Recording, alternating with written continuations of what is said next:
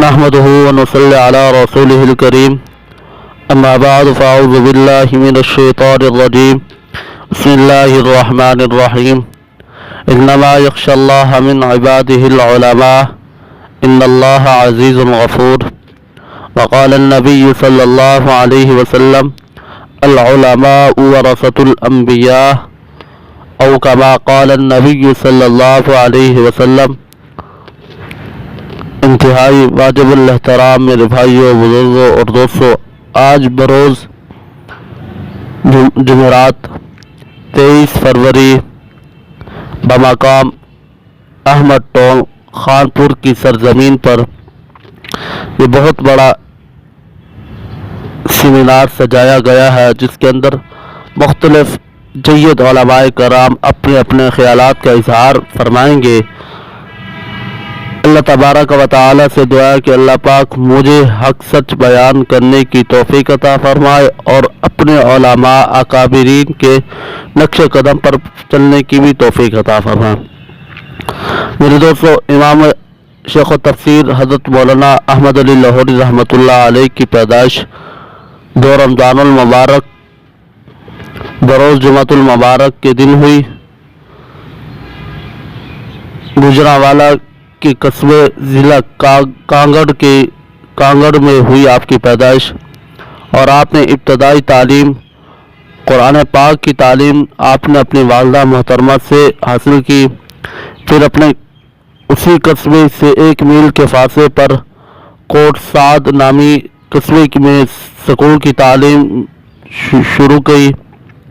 جب والدین باہو چک میں آ گئے تو تعلیم قصبہ تلونڈی کھجور والی کے سکول میں شروع کروا دی گئی۔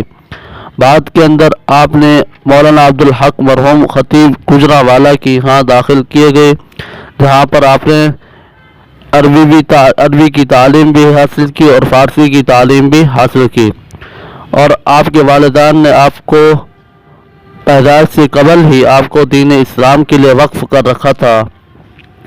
دارالعلوم دیوبند سے امام انقلاب مولانا عبید اللہ سندھی رحمۃ اللہ علیہ تکمیل کر کے آئے تو تعلیم و تربیت کے لیے آپ کے والدین نے ان کے سپرد کر دیا آپ کو۔ حضرت سندھی رحمۃ اللہ علیہ نے اپنے گھر سیالکوٹ سے سندھ جاتے ہوئے دین پور شریف کے اندر چند دن قیام کیا تو آپ ان کے ہمراہ تھے۔ اس وقت آپ کی عمر 8 سال تھی، لیکن حضرت خلیفہ غلام محمد دین پور رحمۃ اللہ علیہ نے 1895 سن تھا، خود حضرت امام احمد علی لاہوری رحمۃ اللہ علیہ کو بیعت فرما لیا تھا۔ اس کے بعد حضرت سندھی رحمۃ اللہ علیہ کے ہمراہ امروٹ شریف قیام کیا، وہیں آپ سے تعلیم حاصل کرتے رہے۔ مولانا عبید اللہ سندھی رحمۃ اللہ علیہ نے گھوٹ پیر جھنڈا سندھ میں مدرسہ دارالارشاد کی بنیاد رکھی تو آپ کو یہیں بلا لیا، یہیں تکمیل علم ہوئی، یہیں پر دستار بندی ہوئی۔ آپ کی دستار بندی کرانے والے مشہور محدث شیخ حسین ابن محسن انصاری یمنی رحمۃ اللہ علیہ تھے۔ اس کے بعد اسی مدرسے میں آپ نے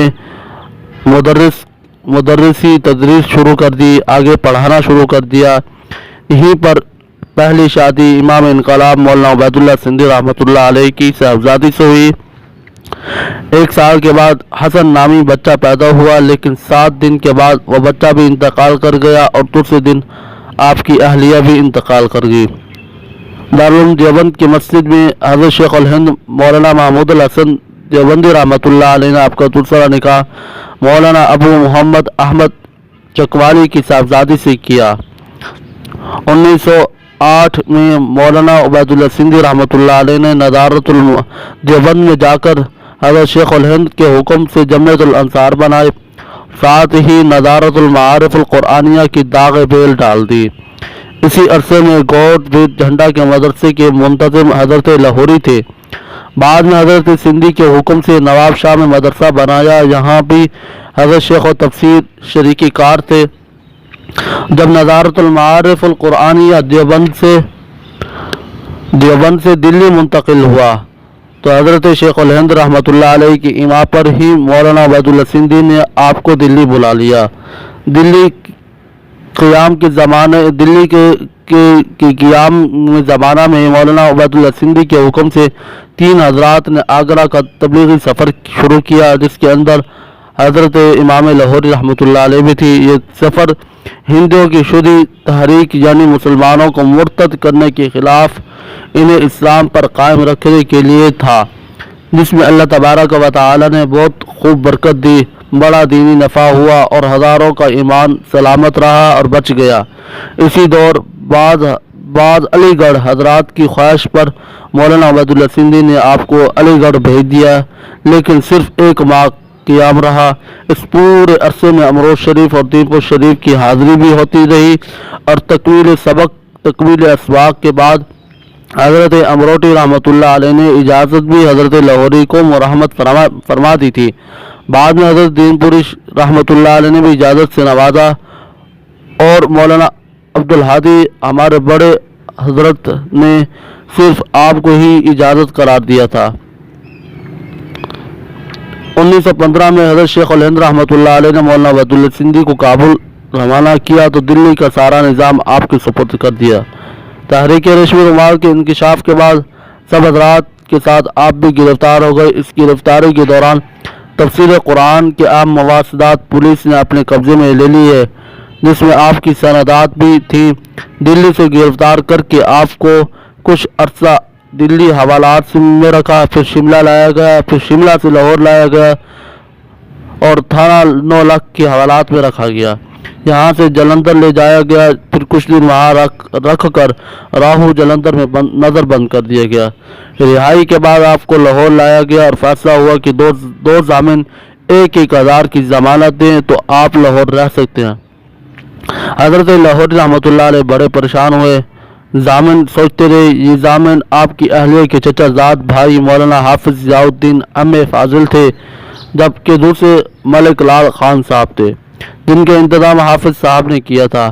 حضرت ان کے سوا کسی کو نہیں جانتے تھے۔ لاہور آتے ہی درس قرآن کی ابتدا کرتے استاد مکرم مولانا عبیداللہ سندھی رحمۃ اللہ علیہ سے وعدہ کیا تھا کہ اشاعت قرآن کا سلسلہ برابر جاری رہے گا۔ اس درس کا سلسلہ پہلے مختلف مقامات پر رہا، بعد میں مسجد لائن سبحان خان شیراوالا میں منتقل ہو گیا اور تادم آخر یہی رہا۔ 1917 میں لاہور پہلی مرتبہ تشریف لائے۔ اس سال حج کا ارادہ کیا۔ حج کے ساتھ ہجرت کا پروگرام تھا، لیکن قدرتی اسباب مانے تھے۔ خواب کے اندر میرے آقا نامدار حضور پاک صلی اللہ علیہ وسلم نے ارشاد فرمایا، احمد علی لاہوری واپس جاؤ، ہم نے قرآن کی خدمت اور اصلاح امت کا کام لینا ہے۔ کتنی بڑی خوش قسمتی کی بات ہے۔ حج سے واپس آئے تو خلافتی پروگرام کے پیش نظر ہجرت کابل کر کے چلے گئے۔ بعد میں مولانا سندھی نے آپ کو واپس بھیج دیا۔ واپسی پر پھر درس قرآن کا سلسلہ شروع فرما دیا۔ 1922 میں حکیم فیروز الدین صاحب کی تحریک پر انجمن خدام الدین کی داغ بیل ڈالی اور آپ کو امیر منتخب کیا گیا۔ انجمن کے قیام کے دور کے بعد 2 درس شروع ہو گئے۔ ایک درس عام لوگوں کے لیے صبح کی نماز کے بعد، دوسرا درس خاص مغرب کی نماز کے بعد تعلیمی یافتہ حضرات کے لیے۔ صبح کا درس تادم عزیز حضرت نے خود دیا، جبکہ دوسرا درس 25 سال دے کر چھوڑ دیا اور آپ کی جگہ مولانا حبیب اللہ رحمۃ اللہ علیہ مہاجر حرمین شریفین نے شروع کیا۔ اس کے بعد مولانا عبیداللہ انور رحمۃ اللہ علیہ نے عرصے تک جاری رکھا، جسے مولانا حافظ حمید اللہ رحمۃ اللہ علیہ اب ان کے جانشین امام الہدا شیخ و تفسیر مولانا اجمل قادر رحمۃ اللہ علیہ جاری کیے ہوئے ہیں۔ حضرت کے انداز تفسیر کے مطابق تحریری کام کی تجویز 1925 میں ہوئی اور آپ حسب تجویز وہاں تشریف لے گئے جہاں پر یہ کام مکمل ہوا، اور 1927 میں وہ مترجم اور وہ محشی قرآن کریم شائع ہو گیا تھا۔ 1924 میں انجمن کی نگرانی میں مدرسہ قاسم العلوم جاری ہوا۔ اسی مدرسے میں سالانہ نصاب کے علاوہ تفسیر کا سہمائی نصاب بھی شامل ہوا۔ اسی سہمائی کورس کے لیے حضرت مدنی رحمۃ اللہ علیہ طلباء کو ترغیب دیتے تھے کہ جب بڑے بڑے علماء سفارشی خطوط دے کر طلباء کو لاہور بھیجتے۔ قاسم العلوم کی ذاتی عمارت 1934 میں بنی، جس کی بنیاد مولانا شبیر احمد جس کی افتتاح مولانا شبیر احمد عثمانی رحمۃ اللہ علیہ نے کیا۔ اس سے پہلے عمارت کرائی کی تھی۔ اس مدرسے کے شعبہ جات درس نظام، دورہ تفسیر، شعبہ حفظ قرآن ناظرہ شامل تھے۔ ابتدا میں صنعتی شعبہ بھی تھا لیکن بعد میں وہ بند کر دیا گیا۔ 1945 میں مدرسۃ البنات بنایا گیا جس میں ضروری تعلیم کے علاوہ امور خانہ داری کی مثالی تعلیم کا اہتمام بھی کیا۔